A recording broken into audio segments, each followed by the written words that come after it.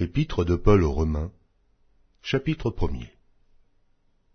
Paul, serviteur de Jésus-Christ, appelé à être apôtre, mis à part pour annoncer l'évangile de Dieu, qui avait été promis auparavant de la part de Dieu par ses prophètes dans les Saintes Écritures, et qui concerne son Fils, né de la postérité de David selon la chair, et déclaré Fils de Dieu avec puissance, selon l'Esprit de sainteté, par sa résurrection d'entre les morts. Jésus-Christ, notre Seigneur, par qui nous avons reçu la grâce et l'apostolat, pour amener en son nom à l'obéissance de la foi tous les païens, parmi lesquels vous êtes aussi, vous qui avez été appelés par Jésus-Christ, à tous ceux qui, à Rome, sont bien-aimés de Dieu, appelés à être saints, que la grâce et la paix vous soient données de la part de Dieu notre Père et du Seigneur Jésus-Christ.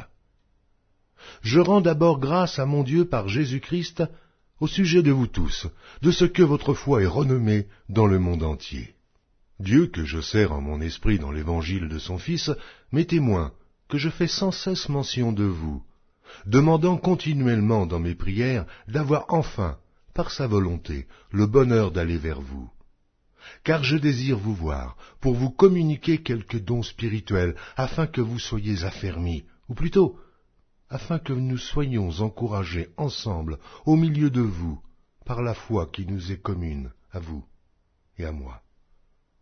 Je ne veux pas vous laisser ignorer, frères, que j'ai souvent formé le projet d'aller vous voir, afin de recueillir quelques fruits parmi vous, comme parmi les autres nations. Mais j'en ai été empêché jusqu'ici. Je me dois aux Grecs et aux barbares, aux savants et aux ignorants. Ainsi j'ai un vif désir de vous annoncer aussi l'Évangile, à vous qui êtes à Rome. Car je n'ai point honte de l'Évangile.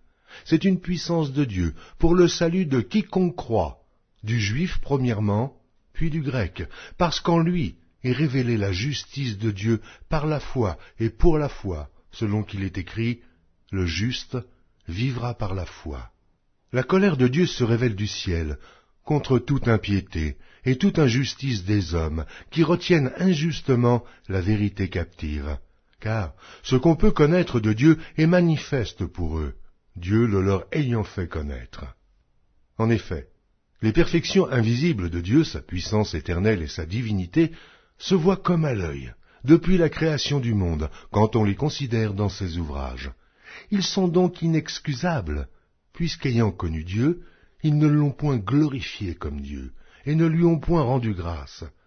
Mais ils se sont égarés dans leurs pensées, et leur cœur sans intelligence a été plongé dans les ténèbres. Se vantant d'être sages, ils sont devenus fous, et ils ont changé la gloire du Dieu incorruptible en image représentant l'homme corruptible, des oiseaux, des quadrupèdes et des reptiles. C'est pourquoi Dieu les a livrés à l'impureté selon les convoitises de leur cœur, en sorte qu'ils déshonorent eux-mêmes leur propre corps. Eux, qui ont changé la vérité de Dieu en mensonge, et qui ont adoré et servi la créature au lieu du Créateur, qui est béni éternellement. Amen. C'est pourquoi Dieu les a livrés à des passions infâmes, car leurs femmes ont changé l'usage naturel en celui qui est contre nature, et de même les hommes, abandonnant l'usage naturel de la femme, se sont enflammés dans leurs désirs, les uns pour les autres, commettant homme avec homme des choses infâmes, et recevant en eux-mêmes le salaire que méritait leur égarement. Comme ils ne se sont pas souciés de connaître Dieu, Dieu les a livrés à leur sens réprouvé, pour commettre des choses indignes, étant remplis de toute espèce d'injustice, de méchanceté, de cupidité, de malice, plein d'envie, de meurtre, de querelles, de ruse, de malignité, rapporteurs, médisants, impies, arrogants, hautains, fanfarons, ingénieux au mal, rebelles à leurs parents, dépourvus d'intelligence, de loyauté, d'affection naturelle, de miséricorde.